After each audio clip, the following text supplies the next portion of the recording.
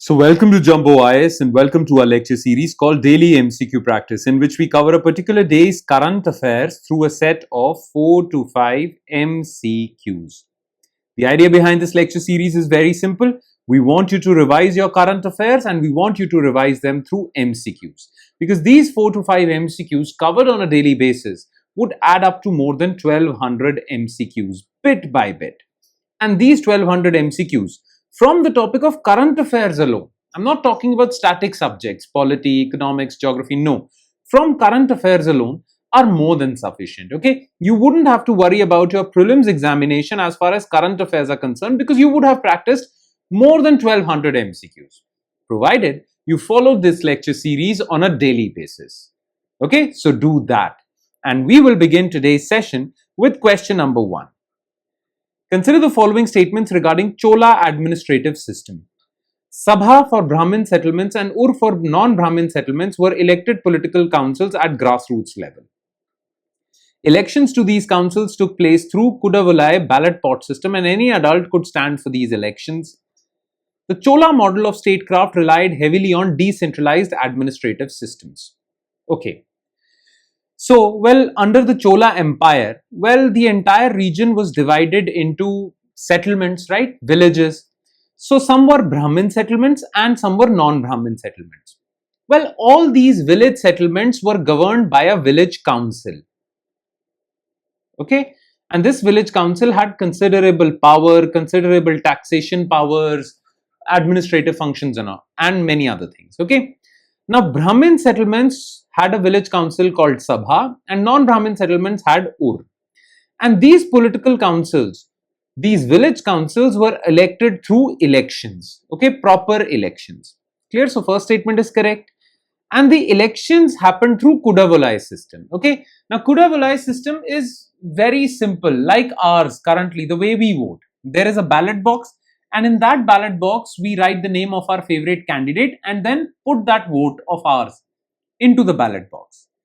In Chola times, the ballot was a pot, okay, ballot pot, which was called Kuda, and Volai were palm leaves on which the name of your preferred candidate whom you want to vote for was written, and you drop that in that pot.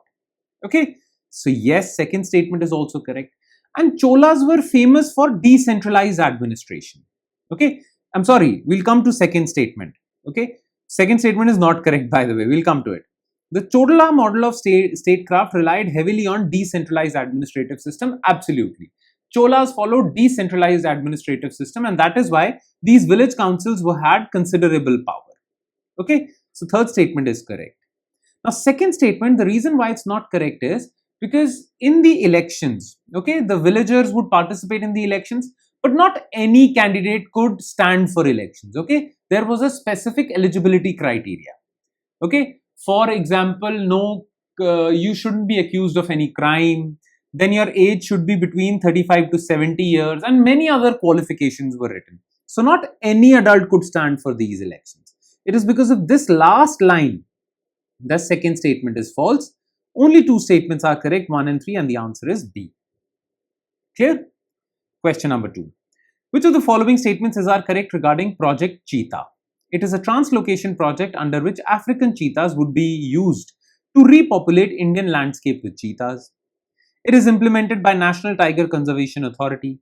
So far, 20 cheetahs have been brought from Tanzania and Kenya to Kuno National Park. So far, all cheetahs are alive and thriving at Kuno National Park. Okay, so here's the thing. The thing is that there are two types of cheetahs: African cheetahs found in Africa and Asiatic cheetahs, which did exist in the Indian subcontinent, but they became extinct in 1952. Okay, so Indian subcontinent did not have any Asiatic cheetahs. Therefore, it was decided few years back that we should bring in African cheetahs and repopulate them in the Indian landscape. And that is why Project Cheetah was launched. Okay, under Project Cheetah, the African range countries where cheetahs are found, we would do deals with them and bring in these cheetahs to the Indian landscape to repopulate it. Okay, so first statement is correct. Now, this project is implemented by National Tiger Conservation Authority. Absolutely correct. So far under this project, 20 cheetahs have been brought, but not from Tanzania and Kenya, from South Africa and Namibia. Okay, we are talking about bringing cheetahs from Tanzania and Kenya, but so far only these two countries have given us cheetahs. So this statement is false. And well, this project has had mixed results because many of those cheetahs brought to Kuno National Park, they were brought to Kuno National Park in Madhya Pradesh, but many of these cheetahs have died because they couldn't adapt to the new landscape, the Indian landscape. So far all cheetahs are alive? Not at all. Okay, so 1 and 2 only, option A is correct. Question number 3. Which of the following statements are correct regarding India's hydrogen powered train? Under this project, 2 conventional 1600 horsepower diesel power cars will be converted into hydrogen fuel cell powered traction systems. A 3000 kg hydrogen storage and fueling station shall be established in Jind, Haryana. Primary design, validation and testing is being undertaken by Indian Railway Research, Design and Standards Organization. Okay. So the thing is that we are looking to reduce our greenhouse gas emissions. Okay. Now, one source of greenhouse gas emissions is electricity, because most of the electricity generated in our country is by burning coal through thermal power plants. Okay. That is why we are investing in solar, wind, nuclear. We want to reduce our greenhouse gas emissions. The other area where greenhouse gas emissions happen is through vehicles.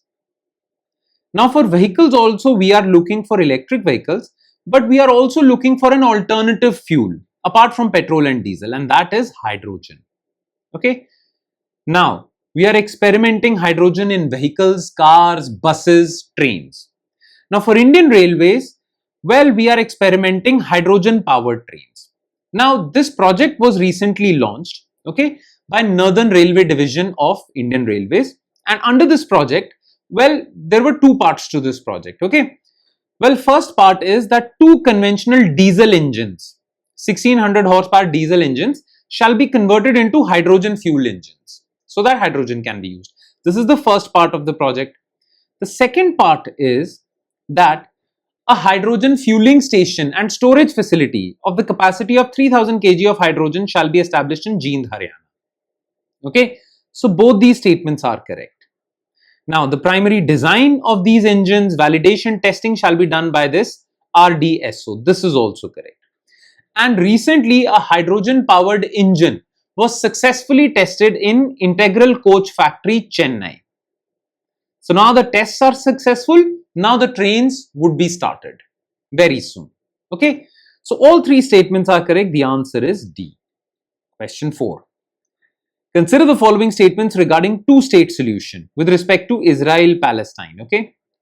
As per United Nations Partition Plan of 1947, 56% of British mandate of Palestine was to be given to the Jewish state.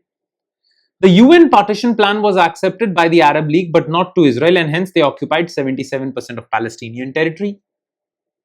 The 1967 Arab-Israel War allowed Israel to take control of West Bank and Gaza from Egypt. Control over Jerusalem was the major roadblock in implementation of Oslo Accords. Okay. Now the thing is that, well, there was a state or a region in the Arab world called Palestine, and it was controlled or colonized by the British under British mandate. Okay, during 1940s and 30s also. Clear? Now, well, in this state of Palestine, many persecuted Jews who were being persecuted in Europe, especially by Hitler, they started migrating en masse in this territory. And that genuinely created conflict with the local Arab population.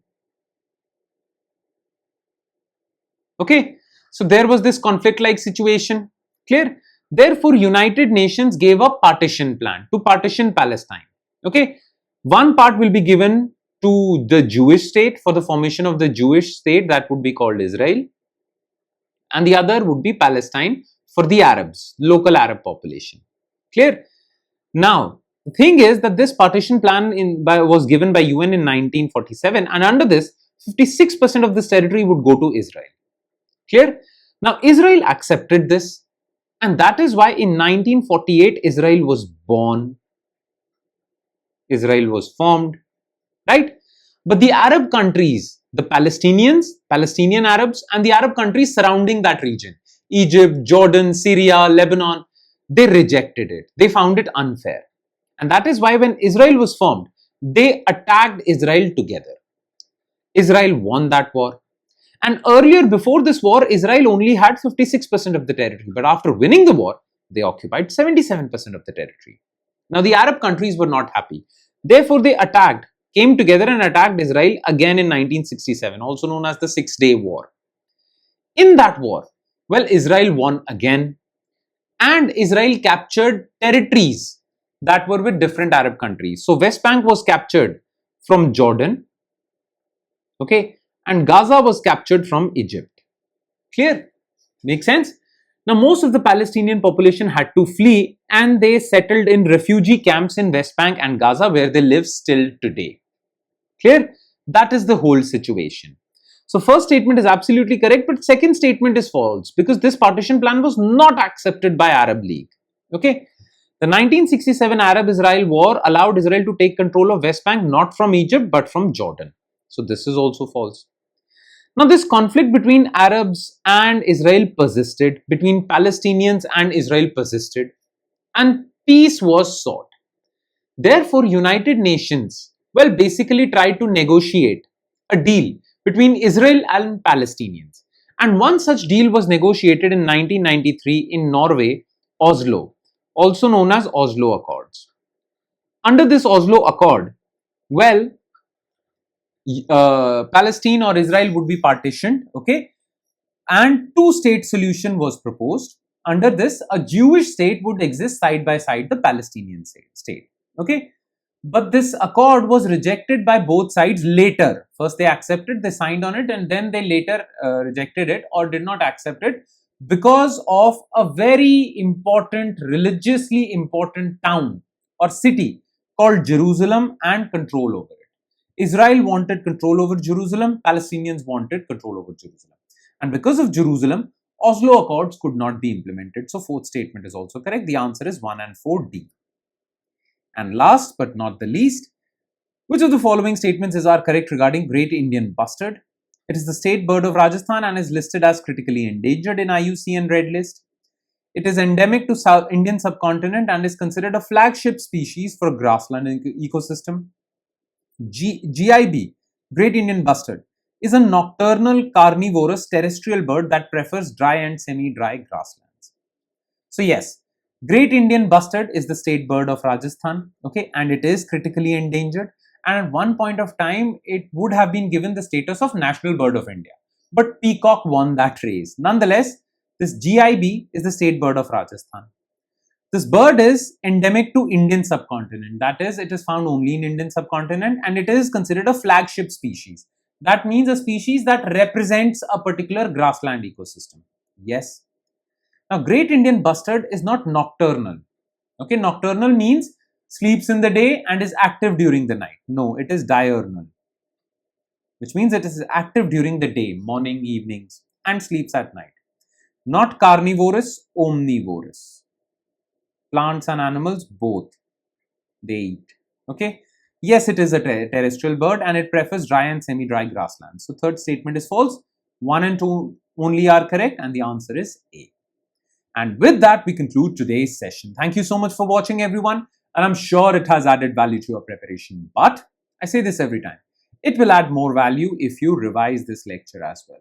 And by revision, I mean taking a good look at written detailed solutions to each and every MCQ we just discussed. These solutions are available in our notes.